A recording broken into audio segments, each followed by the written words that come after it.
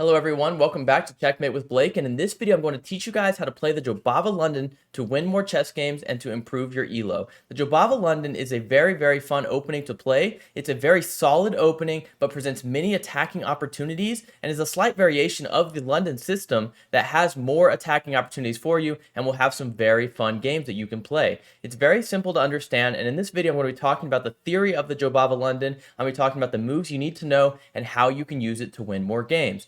Now, the Jobava London, as I said, is very similar to the London system, which I'll show right here briefly. Many of you are familiar with the London system, which is a very solid opening that many players choose to play. But the problem with the London system is that it's often very solid, but yet doesn't have as many attacking opportunities. So you kind of reach these stable positions where you don't have a ton of ways to just wipe your opponent off the board. However, the Jobava London, as I will show here quickly, the Jobava London is this move right here, knight c3, and it looks like a strange move, but what this move does is it still is going to be very solid. It's a very solid opening you can play, but you will have many attacking opportunities that you can use to win more chess games in the opening. And if you don't win them in the opening, you will win them in the middle game because this opening is great. It's very powerful. I won't spend a ton of time talking about it. We'll go ahead and get started into the video. If you do enjoy this video, please consider giving it a like. It would help kind of promote the video. If you want to subscribe, I'd love to have you guys join the channel, and I'll attach a link to my chess coaching in the comments below. As I said, we'll go ahead and get started. I'm going to break this down for you to make it very simple to understand, and I'll teach you some basic rules so you don't have to memorize every single move that you find in this video. So, what is the point of the Jobava London and why would we play it? The reason you play the Jobava London is because immediately what you guys notice is we are already trying to get to this c7 pawn and to fork the king and the rook. And if we could do that, of course, we would win very quickly. Now, I'm going to show some very brief variations, but in this video, what I'm going to cover is I'll cover if they put the knight on c6, if they put the knight on a6, if they play a move c5 and e5 and e6. I'll cover all of these variations so you will know how to play it against anything your opponent could possibly play against you. So in this first variation, we're going to cover the move knight c6, which, as you guys can tell, is a mistake, and it's already showing why the Jobava London is so great, because it's already a mistake. On move 3, we already have a pretty significant advantage, and if they ever play the move knight c3, here's the first rule I want you to understand. If they ever play the move knight c3, or if they play the move e6, which I'll show later, either one of these moves, the move is automatic. So you already know you play the move knight b5 every single time. It's very easy to understand, very easy to follow. Now when they play this move e5, because we are threatening a fork here, so they have to deal with this threat. We're already threatening to fork them. Of course, if they do nothing, you will see the engine shooting way up. We're already winning. The king has to move. We win the rook. We're already going to win this chess game. So they have to deal with it, and the only way that they can, or one of the most common responses, I should say, the best way they have a few moves they could play, which I'm not really going to cover in this video because you have a huge advantage, such as moves like knight h5. You'll see the engine shooting way up. That could be another example for another video, but this video already has a ton of content. The move that I'm going to cover in this video is this move e5. As you can tell, it's a great move. It's their best chance, so I'm going to cover the best lines and the ones that you will face in your games. After e5, you will simply take this pawn, and here we're going to set some traps. First of all, if they play this move knight e4, which looks very reasonable, what you do, you have a brilliant move. Can you spot the move? The move that you play in this position is you will take this pawn, a brilliant move, giving away your queen. Because after they take, you will take here with a royal fork, forking all of these pieces. And once the king moves, you take the queen. And as you can tell, we are completely winning. They no longer can castle. You are ready to castle, and you are up 3 points of material. Now let's go back a little bit. What happens after e5 and then they play this, we take here? What if they play instead this move where they go over here, knight h5, attacking your bishop and trying to get rid of your threat to fork the pieces here? Well, now you play another brilliant move, bishop g5, giving away the bishop. Of course, once they take the bishop, you will now take with this beautiful fork. But it doesn't stop here. After you fork them, you don't simply pick up the rook. Instead, you play another great move, knight f3, attacking the queen. And there's just two variations you should know here, but it is completely winning no matter what they play here. If they play the move queen e7, you will take here on d5. You will not take the rook, and as you'll see why, you take knight takes d5. When they go queen d7 to try and stop your fork threat, now you play g4, and you notice the knight is trapped. There are so many traps in this opening. Now, of course, we're also giving away another piece. But after they take, you play this move where you have a discovered attack on the king, and you will win the queen on this move, no matter what they play. Even if they go back, of course, you would just take it with the knight. So the only other variation in this line I wanted to cover was that if instead of going back to queen e7, if they instead play this move queen g4, now you can play again knight takes d5, and if they block with bishop d7, you play e3, just trying to get your pieces out, and you're just kind of maintaining pressure on their side of the board. Don't spend a ton of time memorizing these moves specifically, but just know that they're there. And now after just some developing moves, queen d2, and they're just trying to get their pieces together. They're trying to develop their position because they're so cramped. Now you can just castle, and here I just want to show you guys this beautiful tactic that you have where you actually give away the knight, you give away the bishop for this beautiful attack here where you're attacking the queen and attacking the bishop. If you guys want to really memorize these moves, feel free to do that with an engine or just rewatch why some of these moves were played, because I know this is a very complicated line, but I just want to show you how they cannot hold in this position if they go down these lines here where they play this move e5, and either knight e4 or knight h5, no matter what they play, they are completely lost. So I said that I'll move on quickly. I don't want to spend a ton of time with this theory because it's going to be kind of a long video anyways. But the other rule that I want to introduce to you guys right here, so you don't have to spend a ton of time memorizing specific moves, is if the move c5 is played, it's automatic, you play this move e3. So as a brief reminder, the rules that you have to know, if they play knight here or e6, you jump the knight in. However, if they play c5, you play e3. Those are the only two rules you have to know. If knight c6 or e6 is played, you jump the knight in, and if c5 is played, you play e3. That's all you have to know. There's only one exception to those rules, which I'll show at the end of this video, so stick to the end to see that example. But if they play, c5, we play e3, and now they play knight c6. Now, what are the rules I just taught you guys? If knight c6 is ever played, what do? We jump in, knight b5, threatening a fork here. They play e5, and I'm just going to show you this quick variation that you need to know, of course, because c5 is a little different than what we showed in the last one. You do take here, they go queen a5, you just have to kind of learn this line specifically because this one you may encounter. You play queen d2, blocking the check. Of course, they cannot take your knight because it's covered by your bishop. So they trade down and they give this check knight e4. And the reason they're giving this check knight e4, of course, is if they play anything else, you notice that you still have this fork here and you're going to win the rook. So, of course, their knight is under attack and you're threatening a fork.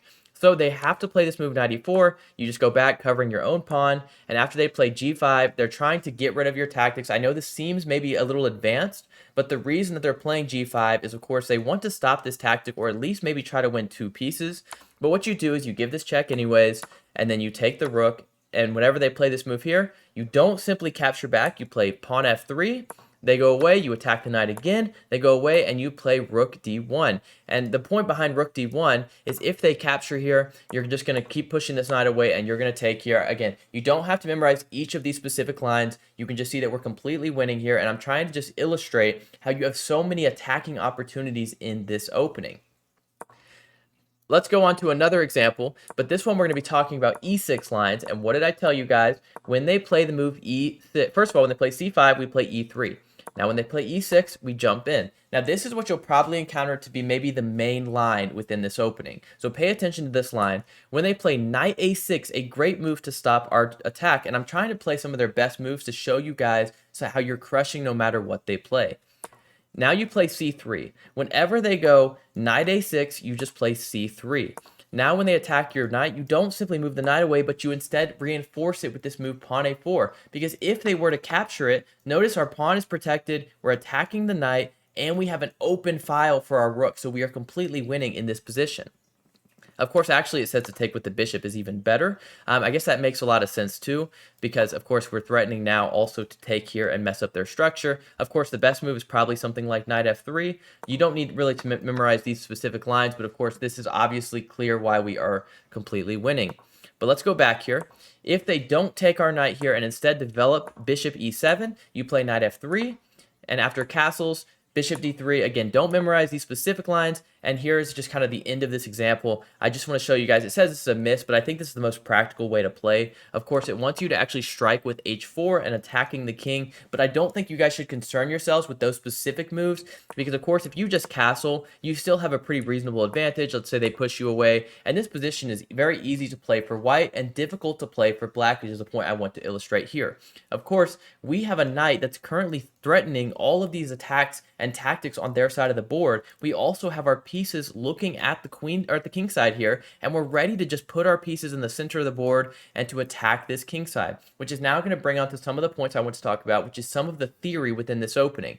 So the point behind this opening, again, it's a very solid opening. As you can tell, we have a very solid structure, but you have a ton of middle game opportunities because just like the London, our pieces are very well coordinated and placed to attack the king side. So again, I won't spend a ton of time. I want you to see this topic here. I want you to see the position that we have on the board and how this looks so favorable for us. The next line I want to cover, as we can see here, they play e6. So what do? We jump in. It's automatic.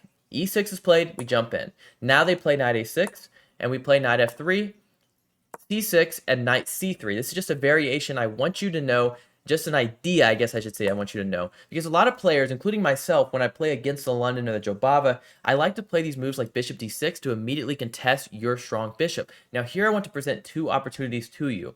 You can either play the engine move, which is e3. Actually, the engine move is actually to take it, but the two recommendations I want to give are either e3, and after they take, you take back.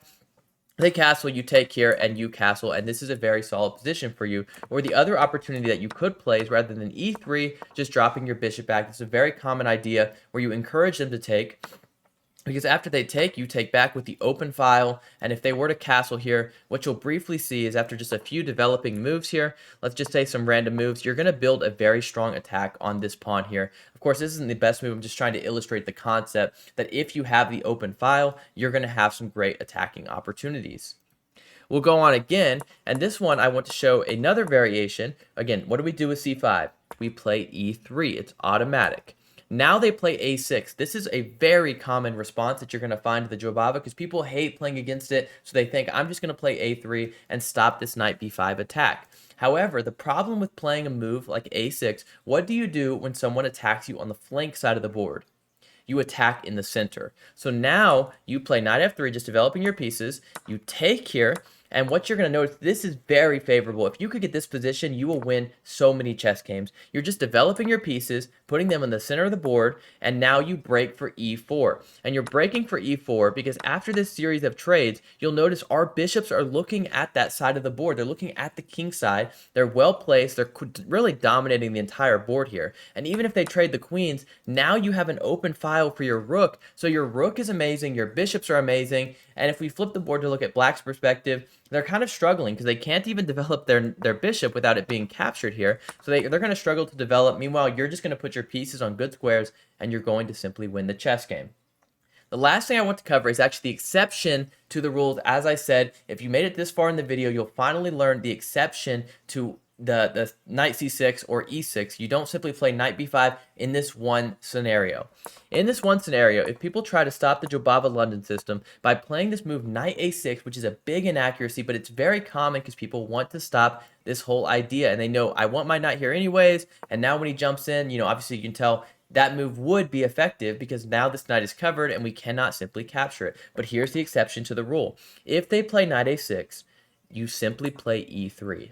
And the reason you do this without jumping in, you're not jumping in, is because we want to eliminate this knight. Now when they play e6, again, we're not jumping in, despite the fact that the knight is here, or the pawn is here on e6, we're not going to jump in. We are simply going to take the knight, develop the pieces, and castle. And this position is very dominant for you. It is an easy win from this point on. Again, the only exception is if they play this move knight a6, you simply remove the knight and just continue with your game, and you develop your pieces and you attack. So the only rules you have to know, it's very simple, is knight c6 or e6, what do? You jump in with knight b5. Likewise, if they play c5, the only thing you have to know is you play this move e3. Now this is very simple. I tried to keep it very simple for you guys. I know some of these lines may have seemed advanced, but if they seemed advanced to you, I was just showing them to you guys so that you know you have winning opportunities even in the complicated positions that I showed. You don't have to memorize all those moves because likely your opponent won't even survive until that point of the game. But if they do, as you guys could see with some of these examples, we create such a strong attack on the center and the king side that we will completely win the game in just a few moves, or at least win the game in the middle game. Let me know what you guys thought of this video, if this was helpful to you, if I need to make another part 2 or slow down to teach you guys some of these other concepts. Let me know what you think in the comments, and let me know what you'd like to see in the next chess video. Thank you guys so much for watching.